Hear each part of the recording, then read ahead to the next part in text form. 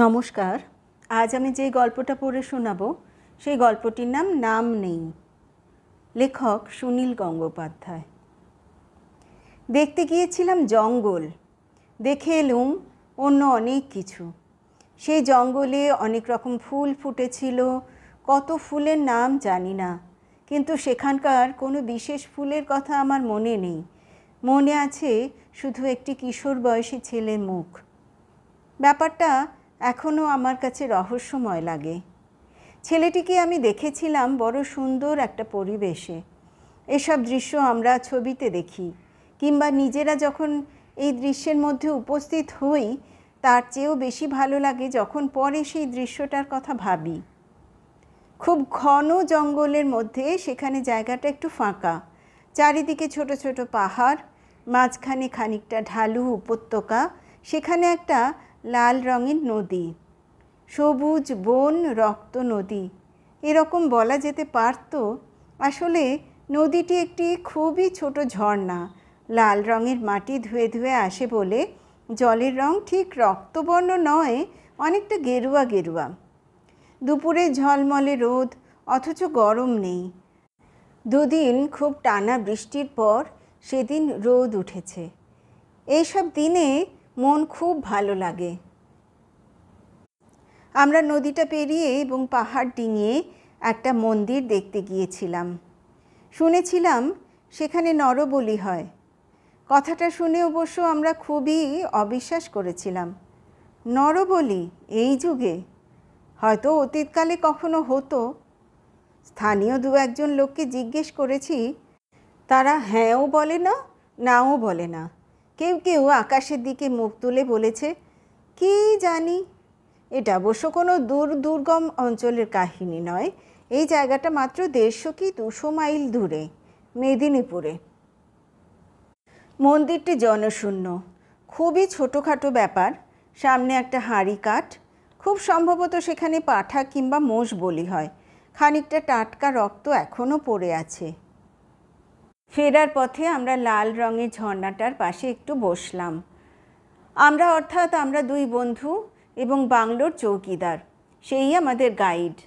যাবার পথেও দেখেছিলাম যে ঝর্ণাটার পাশে কতকগুলি ছাগল চড়ছে, আর সেগুলিকে পাহারা দিচ্ছে একটি ছেলে, বছর 10-11 বয়স। রাখাল গরু চড়ায়, কিন্তু যে ছাগল চড়ায় তাকেও কি রাখাল বলা যায়? পরনে একটা ইজের, খালি গা।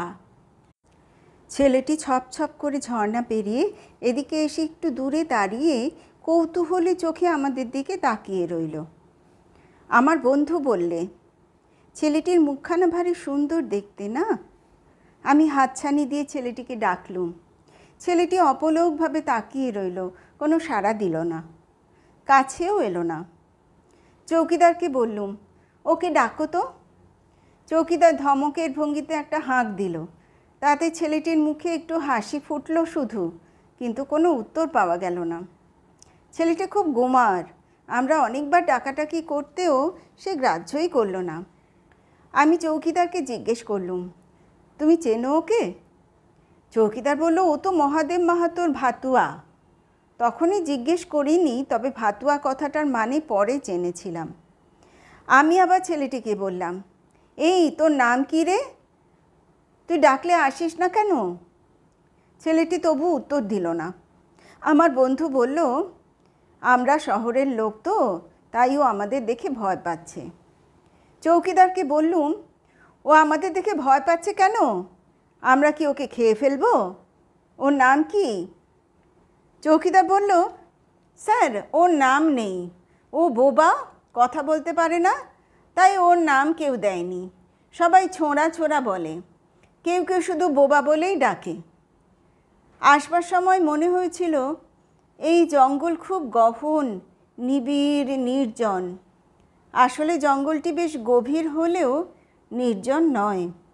ফাঁকে ফাঁকে অনেক মানুষজন বাস করে, কিছু কিছু চাষবাসও হয়। এই জঙ্গলে বাঘ নেই, তবে বাঘের চেয়ে অনেক বড় আকারের জানোয়ার আছে। লাল রঙের ঝর্ণার পাশে ছাগল চড়ানো কিশোরটির সঙ্গে আমার একটু কথা বলার ইচ্ছে ছিল, কিন্তু সে বোবা শুনে একটু মন খারাপ হয়ে গেল।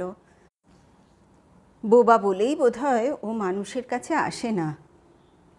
আমরা যেই উঠে পড়লুম অমনি ছেলেটি ঝর্ণা পেরিয়ে দৌড়ে পালিয়ে গেল।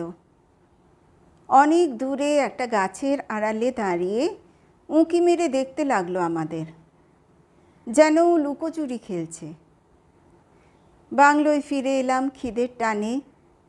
সেদিনই সন্ধেবেলা বেশ কিছু লোকের উত্তেজিত গলার আওয়াজ পাওয়া গেল। কিছু কিছু জঙ্গলের মানুষ জানতে এসেছে যে আমাদের কাছে বন্দুক আছে কিনা। আমরা জিপে করে এসেছি বলে ওরা আমাদের হোমরা চোমরা কেউ ভেবেছে। আমি জীবনে কখনো খুব শখ থাকা সত্ত্বেও বন্দুক ছুঁয়েই দেখিনি। বন্দুক দরকার হাতি তাড়াবার জন্য। প্রত্যেকবারই এইখানে এক পাল হাতি আসে ফসল খাবার জন্য। এবছর খরা, তাই জমিতে এখনও ফসল বোনা হয়নি। সেই জন্য হাতিরা এসে ফসল নষ্ট করার সুযোগ না পেয়ে খেপে গেছে। অন্য বছর টিন পিটিয়ে এবং মশাল ছুঁড়ে হাতির পালকে তাড়ানো হয়। এবছর তাতেও হাতিরা যাচ্ছে না, তারা তাদের খাদ্য পায়নি। কাছাকাছি কোথাও হাতি এসেছে শুনে রোমাঞ্চ লাগে।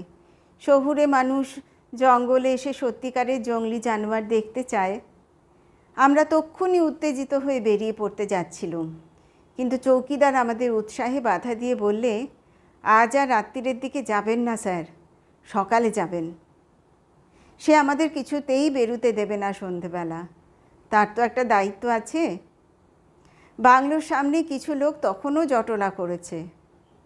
আমরা সেখান থেকে চলে গিয়ে বাংলোর পেছন দিকে একটা উঁচু জায়গায় দাঁড়ালুম। সেখান থেকে হাতি না দেখা গেলেও ওদের ডাক যদি অন্তত শোনা যায়। কিছু শোনা গেল না অবশ্য। খানিক বাদে ফিরে এলুম বাংলোয়, অন্য লোকেরাও চলে গেছে।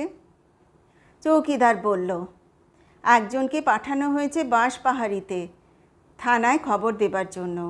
গভর্নমেন্ট কোনো ব্যবস্থা না করলে হাতির উপদ্রবে অনেক ঘরবাড়ি এবার নষ্ট হবে। 3টে হাতি এসেছে, কিছুতেই যাচ্ছে না। আমি কৌতূহলী হয়ে জিজ্ঞেস করলুম, এই রাত্রির বেলা জঙ্গলের মধ্য দিয়ে একা একজন গেল?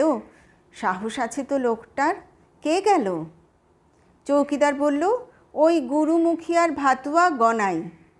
আমি বললুম, লোকটা অন্ধকারের মধ্যে একা একা গেল, যদি হাতির সামনে পড়ে যায় ওকে তো হাতিরা মেরে ফেলতে পারে। চৌকিদার এ কথার কোনো উত্তর দিল না। হাতির গল্প নয়, এটা ভাতুয়ার কাহিনী। তখন আমি জিজ্ঞেস করলুম, বারবার ভাতুয়া ভাতুয়া শুনছি, ভাতুয়া মানে কি? তখন আমাদের বোঝানো হলো যে ভাতুয়া এক ধরনের কৃতদাস। শুধু ভাত খাওয়ার বিনিময়ে তারা কোনো বাড়িতে কাজ করে। খেতে পায় বলে তারা সব রকম কাজ করতে বাধ্য, এমনকি রাত্রে জঙ্গলের মধ্য দিয়ে হেঁটে থানায় খবর দেওয়া পর্যন্ত। এর পরের খবরটি আরও চমকপ্রদ। সকালে যে ছাগল চড়ানো কিশোরটিকে দেখেছিলাম, সে ওই ভাতুয়ারই ছেলে। ভাতুয়ার ছেলেও ভাতুয়া। যে লোক শুধু ভাতের বিনিময়ে এক বাড়িতে জীবন বাঁধা দেয়, তারও স্ত্রী পুত্র আছে, কিসের ভরসা সংসার পাতে? ওর ছেলে ভাতুয়া আর ওর বউ, সেও আরেক বাড়িতে ভাতুয়া। ওদের কোনো নিজস্ব বাড়ি আছে? কি করে থাকবে স্যার? ভাতুয়াদের 24 ঘন্টা থাকতে হয়। ওই গনাইয়ের এক টুকরো জমি আর বাড়ি ছিল, মেয়ের বিয়ে দেবার সময় বিক্রি হয়ে গেছে। আমি চুপ করে রইলুম। বাড়ি নেই, সংসার নেই, তবু একটা পরিবার আছে। মাঝে মাঝে দেখা হয় নিশ্চয়ই ওদের। তখন কি কথা হয়? লাল রঙের ঝর্ণার পাশের সেই কিশোরটির কথা আমার মনে পড়তে লাগলো বারবার। বোবা বলে তার একটা নামও দেওয়া হয়নি। এই পৃথিবীতে জন্মে একটা নামও কি তার প্রাপ্য নয়? বাড়িতে পোষা গরু, ছাগল, কুকুরেরও একটা করে নাম থাকে। ওই ছেলেটির কোনো নাম নেই। গাছের আড়াল থেকে সে উঁকি মেরে আমাদের দেখছিল। কী ভাবছিল কে জানে।